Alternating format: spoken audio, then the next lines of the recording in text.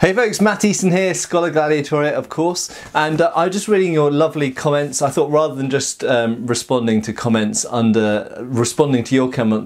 underneath my last video, talking about the fact that I'm moving to a 4-day week and I'm going to have more time to do the things that I most enjoy, like making videos for you guys and buying antique swords and selling antique swords and all that kind of stuff. And rather than just responding to all the comments underneath, I thought I'd make another little extra video for you. And there are some points that came up under that video and the last couple that come up actually under lots of my videos, and I thought I'd address some of those things. So first of all, edits. When I talk about learning to edit a little bit better and introducing a bit more editing to my videos, do not worry, most of them will stay as crude as this. For the most part I will just monologue along, but the main thing, as I mentioned actually in response to one of the comments, the main thing I want to be able to do is insert pictures into my videos alongside, you know, kind of here or something like that, or over my face, even better. To illustrate weapons or things that I'm talking about, and also hopefully which will make the videos a little bit more interesting rather than just being like an audio blog essentially and me standing in front of a camera. So actually I'm going to keep it fairly low key, don't worry about it, but in terms of the location shoots that I'm intending to do, obviously having a little bit more editing knowledge and skill will be a useful thing as well. I do actually have a friend, he's a student in my club and he is a professional video editor, and he's always volunteering to edit videos for me. So that's Alex. Shout out to Alex Abdul Wahabi. Hey Alex. And essentially I will take him up on that, and we've actually talked about, and this is again, it's something that takes up time, so it's something that now hopefully I'll have a little bit more time to do. I would like to do some mini documentaries, sort of, you know, 20 minutes long, looking at a battle or a castle or whatever, and you know, he'll probably, hopefully, if I'm really nice to him, be able to help me with that. The next thing is, I get so many questions asking me what my day job is. Well, there are a couple of reasons I don't respond to that. Number one, it's because I work for the British government, and because I work for the government, I don't want to explicitly state what it is I do for them, because you know, I have a professional day job, and that's kind of completely separate to all my YouTubing and swording and other stuff I do. So I manage relationships with some other countries, and I work in kind of international relations type stuff. So some of it's quite serious, and some of it's really interesting as well, but for obvious reasons I can't talk a lot about that. It's nothing to do with Brexit.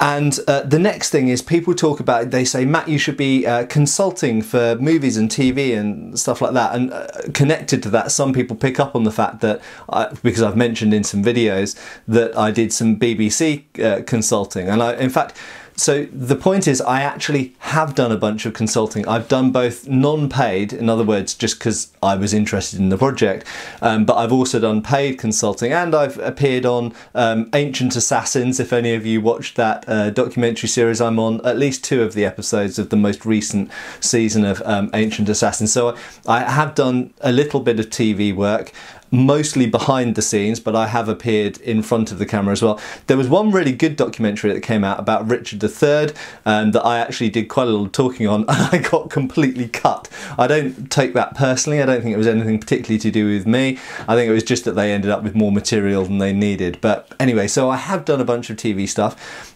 As far as I can remember, I've not done any movie stuff, although I have had calls from people working on movies. And there are a few things that have almost happened but not quite happened. That's fine. As you know, I have my various incomes. It's not like I need that work, but it would be interesting work, definitely. And if anybody watching this is involved in TV or movies and wants to hire me, you can hire me. The BBC project that I was working on was actually a fascinating project. I have actually intended to talk more about that project, but I kind of held off for various reasons. But I'll just explain very briefly. It was going to be a series looking at training people for gladiatorial combat. When I came into it, and I was very open with them about this, I didn't know very much about the use of gladiatorial weapons, but I learned a lot. I read a lot of books. I experimented with replicas of gladiatorial and Roman era weapons, particularly sword and shield. I focused on sword and shield because I think that's kind of like the basis that most other things come from.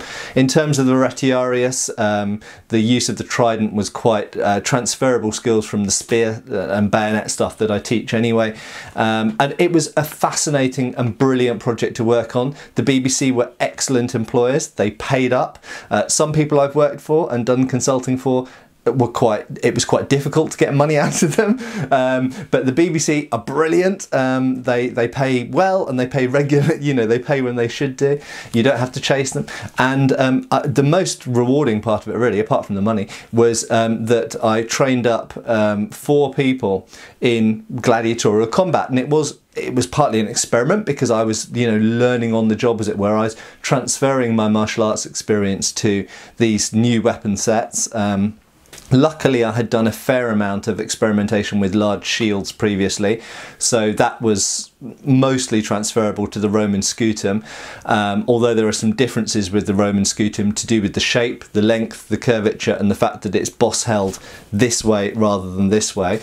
So it's an interesting and different type of shield. It's more like a pavis, actually, in a medieval context. Yeah, and I came away with all sorts of insights. I went into it thinking certain techniques and certain things should work, and I came out of it realising that certain things didn't work very well, but certain other things did work very well. And my recent video, if you just look back a couple of videos in my uploads talking about the Roman gladius, were in fact based on my experience working on that project.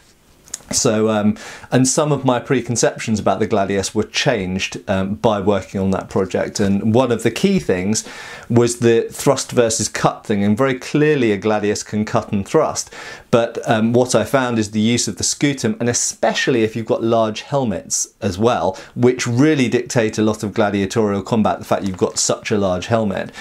The thrust is so predominant and so important because of the combination of large shield, large helmet. So cutting, draw cutting and push cutting in close, almost in the clinch distance, is important, but thrusting is more important.